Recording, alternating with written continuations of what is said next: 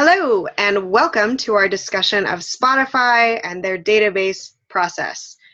Chris Colvin is a member of our group, but was unable to attend. His wife is having a baby right now. Myself, Lex Vogt, and Marianne Wang. We're going to tell you a little bit about Spotify.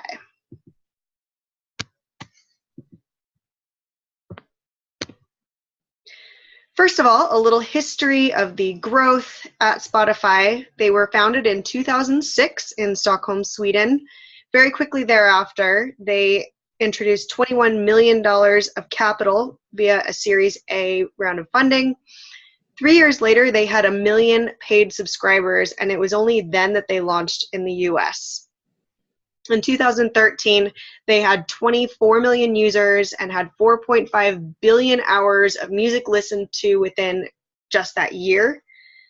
By 2015, they had some pretty intense competitive forces, including iTunes, which now included a subscription-based service. And by 2017, they had 140 million users, 60 million of whom were paid subscribers as opposed to freemium users. So this is some pretty impressive growth coming from, again, two guys in a garage. And as we're going to start to illustrate, all of this growth necessitates some pretty integrated sources and uses of data. There are three main stakeholders of the data at Spotify. First of all, we have the customers, aka the users. And they live in a fairly cohesive data system with the advertisers and the artists and labels.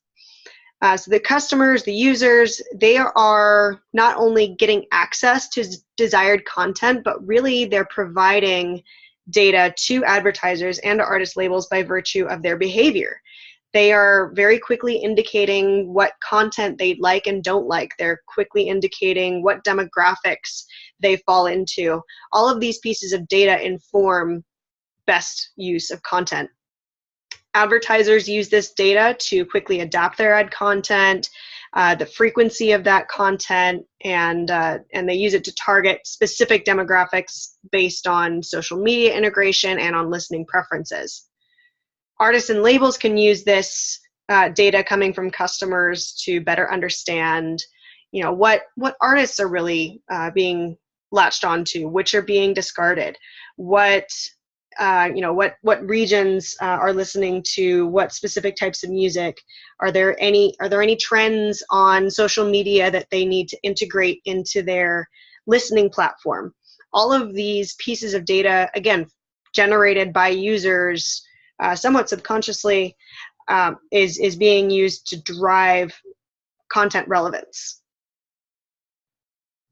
So how does Spotify take all this data and the way it's being generated and used and actually house it at a fairly technical level? Well, that's what we're going to walk through today. We're going to be walking you through the system analysis, system design, and systems implementation portions of the database process by walking you through our conceptual data model and our logical and physical data design. And with that, Lex is going to take us through our conceptual data model. Okay, so hopping into our conceptual data model for Spotify, we wanted to reflect our decision to focus on some of Spotify's core functions in our conceptual data model. So we began crafting our model with the user as the central touchstone for everything else that we created. The important requirements that we identified in relation to Spotify really boil down to us to two major components. The first being revenue generation, which you can see on the left-hand bottom side of the screen.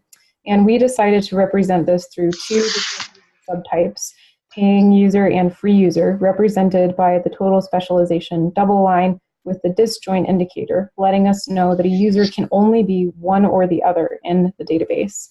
The entity types down here are also unique to each user type, and they have the potential to generate their own kinds of revenue streams. The second major component was, of course, music, which you can see on the right-hand side of this model. And we chose to represent a model in which songs and the relevant traits like artist and album were captured as being part of a playlist.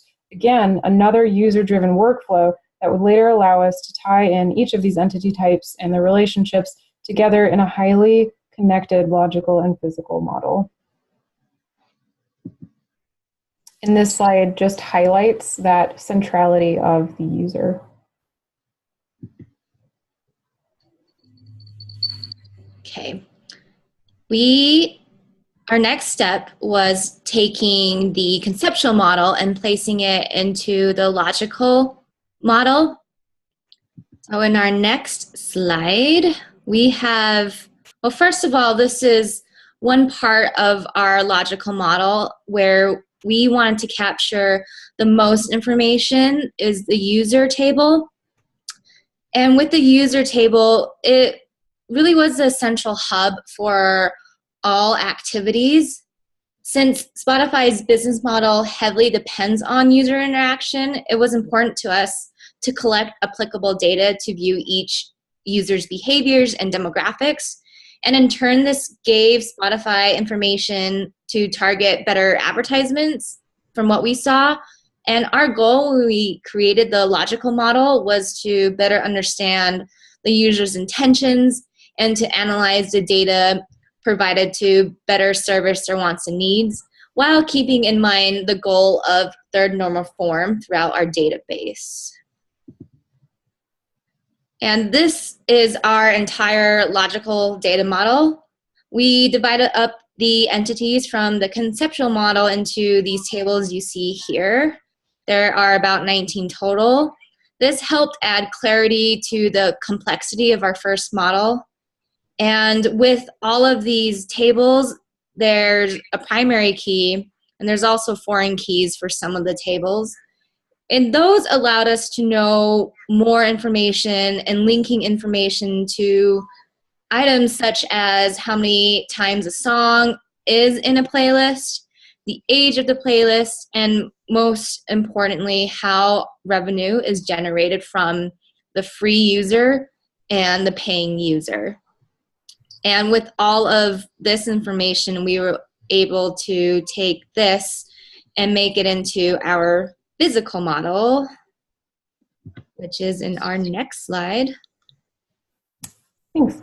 So using our logical model as our guideline, we created our tables for the Spotify database and combed through to add primary and foreign keys to demonstrate those relationships and dependencies that we settled on from our conceptual and logical models. For each row's data type, we made a judgment call on what type would likely be the most appropriate, given what we intended to store in that field. And we were also sure to be consistent with these judgment calls throughout the database so that we wouldn't run into any issues like creating foreign keys. We also used Oracle's data model generator for each table to ensure that we weren't forgetting important relations as we went along. In this example here, you can see the entire data model. Eventually, we were able to produce one master data model for the entire database to double check all of our tables and relations. And lastly, we seeded our database with a variety of dummy data in each of the tables so that we could produce SQL queries to demonstrate the interconnectedness of the features based on that central user table. And there we have it. We've gone through the database process for Spotify and finally landing on the big question, which is what's next? We have all this really relevant and well-organized data, and it's highly accessible, it's well-maintained. So from here, Spotify can easily improve their reporting capability, generate a superior user experience. They are more scalable and agile.